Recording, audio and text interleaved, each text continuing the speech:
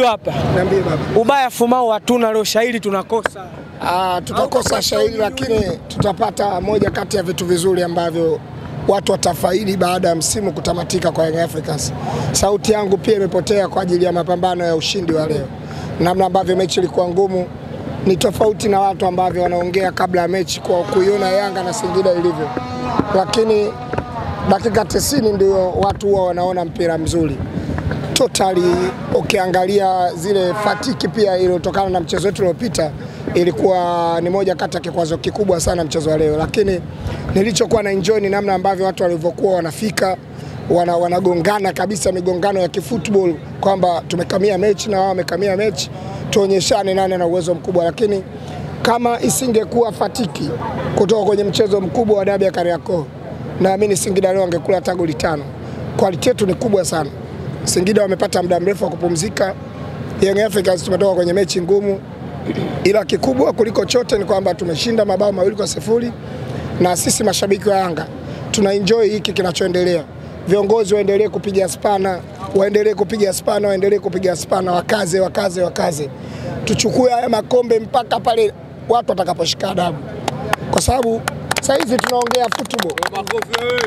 Wenzetu wanabishana kuhusu viongozi wao, nani abaki, nani aende.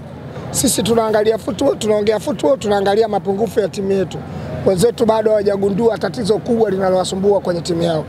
Yaani mpaka sasa hivi wote waliopiga story wale wameitana kwenye vikao vyao. Sijaona hata mmoja aliyeongea la maana kuhusiana na timu yenye wachezaji 22. Wote wanaongea vitu vya nje uwanja ambavyo ukiangalia quality ya wachezaji wao ni ndogo kuliko quality ya Singida.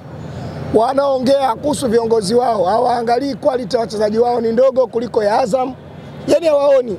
Lakini mpaka sasa hivi sijaona hata shabiki mmoja wa madunduka ambaye amegundua timu yao ina matatizo gani na watibu nini. Wao wanaona tatizo ni Kipala, Muktaza Kipala basi. Young Africans tunaendelea kupiga hatua.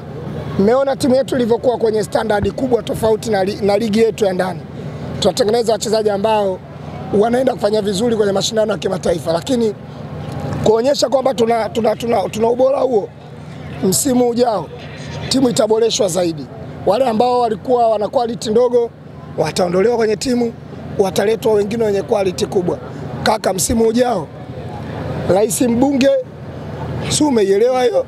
Rais mbunge, makamu mbunge, wajumbe wa kamati tendaji wa bunge, semaji mbunge, mashabiki wa bunge. Hadi wewe umetiania.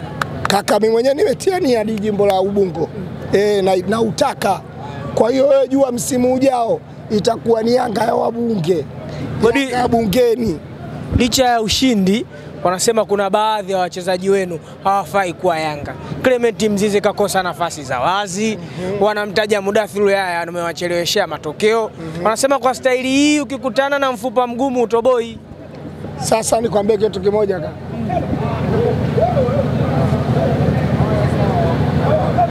Nani? Baraka. Ambavyo ni vibaya, mimi sivifurahi kwenye mpira. Ningependa viongozi wa mpira waheshimu kidogo mashabiki. Embu imagine nimeona. Umeelewa? Heshimuni mashabiki kidogo. Mashabiki ni sehemu kubwa ya kujenga huu mpira wa Tanzania. Sehemu kubwa sana. Mpira bila mashabiki hauendi.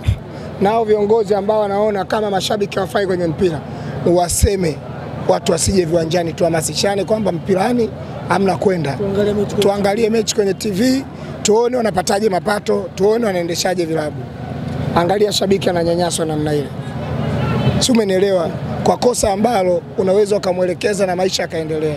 Sio jambo zuri, sijapenda wala nini. Lakini kubwa kuliko lote ni waelekeze kwamba timu yetu ni kubwa. Umesema kuhusiana na Clement Mzize. Umezungumza kuhusu Mudathir Yahya basi. Clement Mzize ndo man of the match kwenye mechi ya leo. Wewe umesema wakina nani wanasema yule mchezaji hafai. Mtandao umechafuka, wachambuzi, mashabiki wa soka. Sasa sisi mashabiki wenye timu yetu na wanachama, Mzize anafaa kama anaweza akafunga goli, akaleta harakati kubwa kwenye mechi na bado tukapata matokeo. Huyo ni mchezaji bora, ni mchezaji mzuri.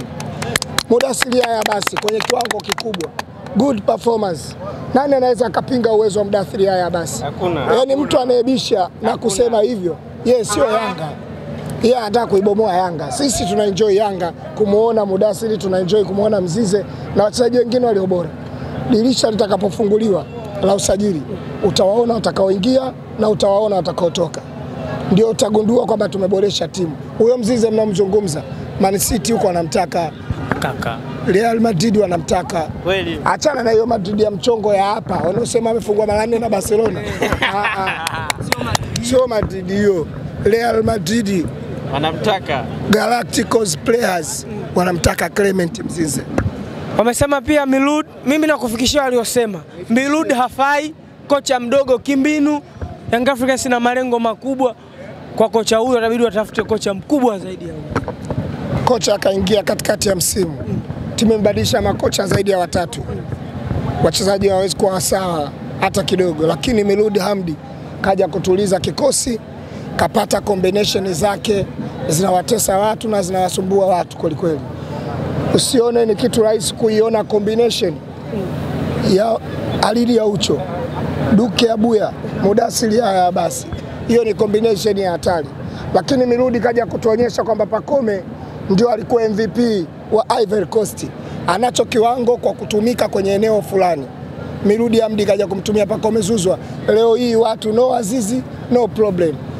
Watu wanaona quality kubwa ya Pacome Zouzoua. Yule ambaye rais wa Yanga alituambia huyu mtu ana uwezo, lakini bado hajatuonyesha kitu. Kwenye kutuonyesha kitu, alikosa kitu kidogo tu. Alimkosa Milud Hamdi kumuona Pacome Zouzoua. Leo tunamwona Pacome na tuna enjoy football. Mimi niseme kama kuna moja kati ya makocha bora ambao wameingia kwa muda mfupi na wameonyesha uwezo mkubwa, Milud Hamdi anapaswa kupewa heshima yake. Godi, kuna taarifa zinasema tayari Simba ameanza kupiga panga. Fabrice kashaondoka huko. Haikutishi? Fabrice Luamba Ngoma. Waendelee, watajua wenyewe kwa sababu kwamba wanabadilika. Nikwambie kitu ambacho nakiona kwenye hii timu. Tutakuwa na msimu bora zaidi mwakani. Simba siwaoni wakiwa timu shindani msimu ujao. Inawezekana msimu ujao kwenye Champions League wasimalize hata kuingia robo finali. Kwa timu ambayo naiona kwa Simba, sioni Simba msimu ujao ikicheza hata hatua ya makundi vizuri katika hatua ya makundi ya Champions League. Lakini ni waahidi wa Tanzania, Yanga msimu ujao tutakuwa na mpinzani anaitwa Simba. Yanga msimu ujao hilo nimeliona. Wala hata sio jambo la kuwaelezea Watanzania walazimishe. Ni jambo tu la wenyewe kuangalia macho timu ile inaendaje basi. Hata mwaka huu Singida ni bora kuliko Simba. Kilichotokea ni wale marefali na ile bodi ya ligi ambayo iliyopita. Mwaka huu kiangalia Azam ni bora kuliko Simba.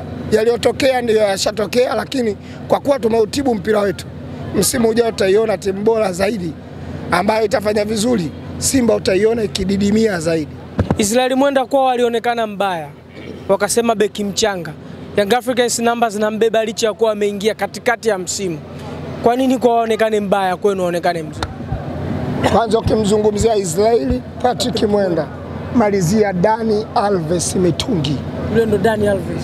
Ukimtaja Israeli Patrick Mwenda, malizia Dani Alves Mitungi. One of the best defender kwenye nchi yetu, mwenye quality ya kimataifa. Israeli Patrick Mwenda. Juzi kazima ngoma ya Elim Panzu, leo kazima ngoma ya Jonathan Soa. Sio mchezo.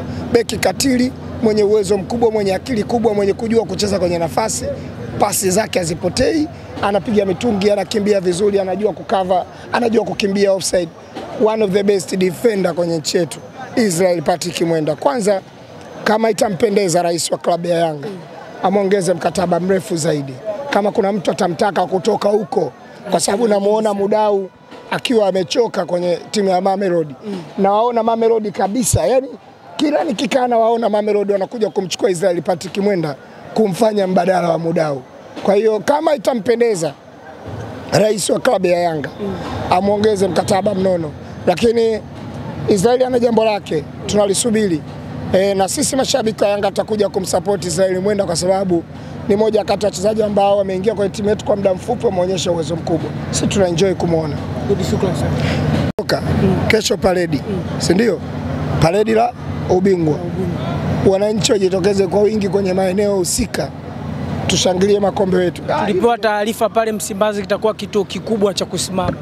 Na ikimpendeza Mwenyezi Mungu, basi viongozi wa Yanga, Clatous Chota Chama afanye moja kati ya place kubwa pale Msimbazi. Jonas Gerald Mkude Nungunungu Master aeleze namna ambavyo anaenjoy maisha akiwa Yanga.